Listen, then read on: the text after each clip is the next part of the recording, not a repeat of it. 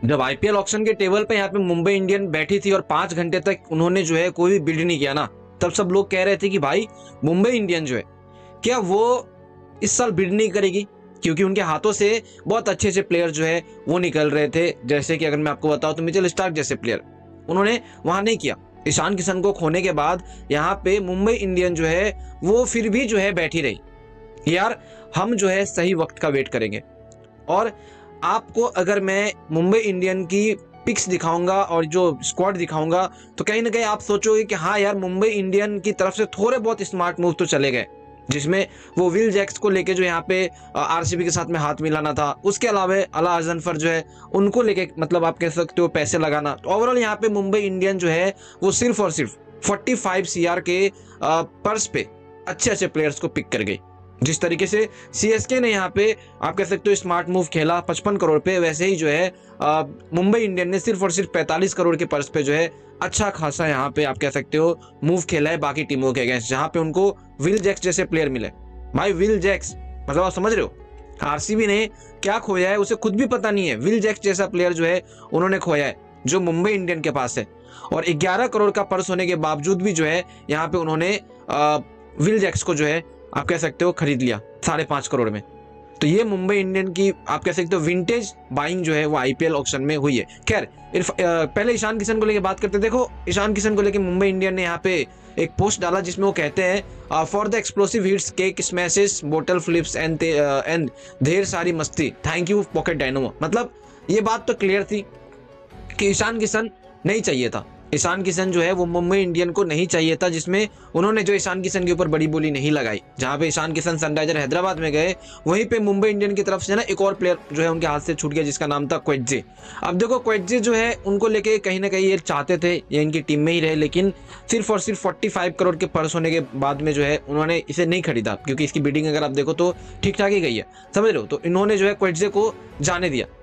Overall यहाँ पे Mumbai Indian के पास इन सारे प्लेयर्स को कट कुट करके आप कह सकते हो मतलब इन सारे प्लेयर्स को जाने देने के बाद बहुत सारे अच्छे प्लेयर्स नहीं बचे थे, लेकिन उनको अच्छे पिक्स भी करने थे। तो उन्होंने ना जो है ना यहाँ पे बाद में पिकिंग करना स्टार्ट किया, बाद में बिडिंग करना स्टार्ट किया, जहाँ पे उन्हें लग रहा था कि कोई प्लेयर्स का प्राइस अगर हाई जा रहा है तो वहां पे रुक जा रहे थे, क्योंकि और भी बहुत सारे ऑप्शंस जो है वो पीछे थे।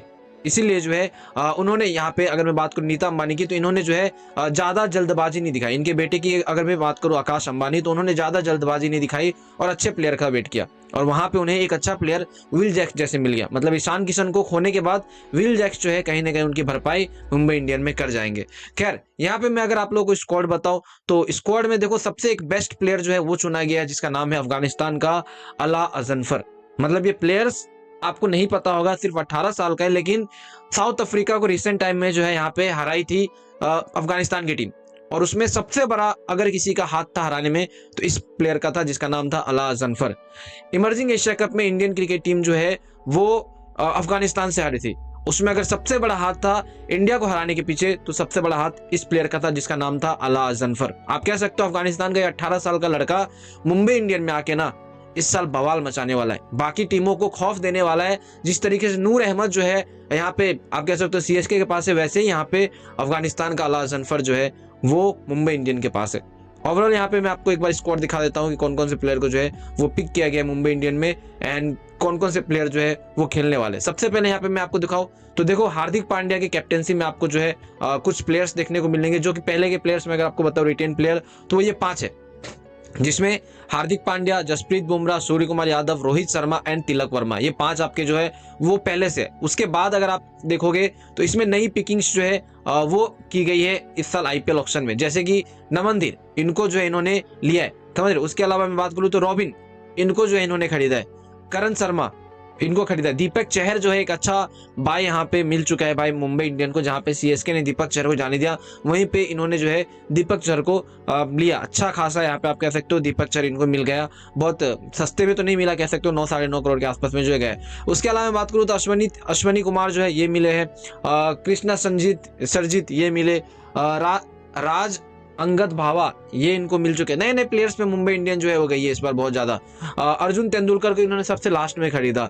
उसके अलावा बात करूं तो सत्यनारायण राजू जो है ये मिले हैं, विनेश पुथर, उसके बाद टेरेंट बोल्ट, रियान रिकल्टन, ठीक है, Allah Ghazanfar, Will Jacks, Mitchell Santner and आप कह सकते हैं यहाँ पे रीस टॉपली एंड जैकब, और आप कह सकते हो विलियम, लिजर्ड विलियम। तो ओवरऑल देखो बड़े पिक की बात मैं करूँ इसमें, तो बड़ा पिक एक आपका यहाँ पे टेरेंट बोल्ट जो है वो दिखेगा, क्योंकि टेरेंट बोल्ट मतलब आप कह सकते हो एक अच्छा खासा बॉलर जो है मिल चुका है। उसके अलावा अला जन्फर है, विल जैक्स है, समझ रहे हो, मिचेल सेंटनर है। तो ये कुछ कुछ बड़े बड़े पिक्स जो है वो मुंबई इंडियन की तरफ से ली गई, जिसमें दीपक चहर का भी नाम शामिल है। बाकी नए प्लेयर्स पे मुंबई इंडियन ने बहुत ज़्यादा पैसे लगाए, कुछ कुछ पुराने प्लेयर्स थे जिनके ऊपर भी मुंबई इंडियन ने जो है अच्छा खासा बिडिंग किया। तो ओवरऑल कह सकते हो स्मार्ट पिक है, जहाँ पे मुंबई इंडियन एक मतलब कॉम्बिनेशन मिला के रखना चाहती है एक्सपीरियंस प्लेयर वर्सेस नए प्लेयर का, ताकि नए प्लेयर सीख के आने वाले टाइम में मुंबई इंडियन के लिए जो है वो अच्छा खेल जाए। ओवरऑल यहाँ पे सबसे बेस्ट बाय मुंबई इंडियन का पता है कौन था? सबसे बेस्ट बाय मुंबई इंडियन का था वो जो विल जैक्स वाला जो था ना 5.5 करोड़ में, वो जब आरसीबी के पास जाके हाथ मिलाते हैं। अब वो हाथ मिलाने टाइम में यहाँ पे क्या शुक्रिया कहते हैं या फिर वहां पे वो जो है ये कहते हैं कि भाई थैंक यू इतनी बड़ी बेवकूफ़ी करने के लिए, क्योंकि विल जैक्स भाई आरसीबी ने खोया है, इमर्जिंग प्लेयर है वो, उनको खोना मतलब एक बहुत बड़ी बात हो जाती है। टिम डेविड को चलो उसने जाने दिया क्योंकि टिम डेविड ने उसने कुछ खास किया नहीं था, लेकिन विल जैक्स को उसने जो है पा लिया। खैर, इसको लेकर आपका जो कुछ कहना होगा नीचे कमेंट सेक्शन में बताना, मैं जनरली जानना चाहूंगा आप इसके बारे में क्या सोचते हो।